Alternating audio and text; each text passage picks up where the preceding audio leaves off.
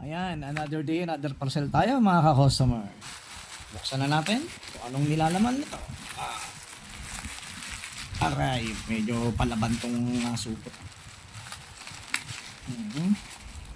Guntingin na nga natin. Kasi itong gunting na to galit sa akin eh. Ayun. Bumili ako ulit nito. Fishing rod holder. Bumili kasi ako dahil yung fishing rod ko marami na. Yan. Ganda pala itong supot. Kaya ito, tatrabahuin ko na to ngayon. Para yung 3 meter rod ko, may ilalagay natin. May kasama rin siyang tornilyo.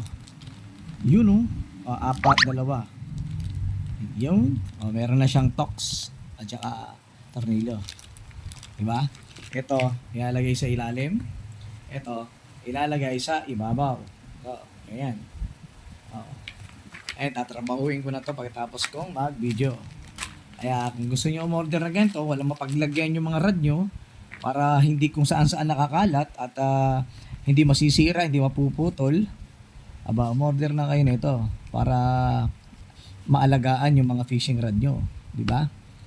Kailangan safe ang mga fishing rod para may ma-catch on. Kaya ilalagay natin yung link ng Yellow Basket dyan sa baba at ano pang inaantay nyo, order na kayo. Click nyo, tapos buy here, tapos order na. Legit! Salamat! Ayan na pala.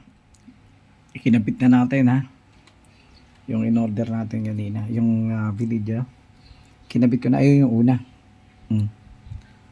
Ito mga pangmamaw. Yan. Isang pursuer, isang crocodile, at saka isang 3 meters. Kaya mahaba kasi yan. Mahaba yan 3 meters kaya pinagdalawa ko na lang. Itong pursuer natin nasa 1.6 yan. Ito 1.5. Tapos ito yung pinakamaliit natin 1 meter. Tapos isang 1.8 telescopic.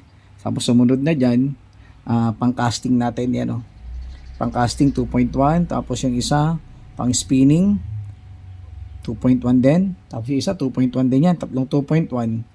Yung isa 5,000 series reel, 3,000 series reel. Tapos ito 1,000 series lang yung mga yan. Pati itong maliit natin 1,000 series. Ito 7,000 series yan. Tapos ito pang malakasan din yan na 3.8 0.1 yun din yan Yan. Ito pang 1,000 series lang din. Ayan. Di ba?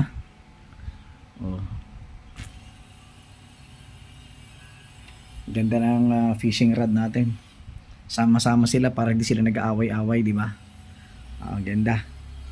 Kaya order na kayo.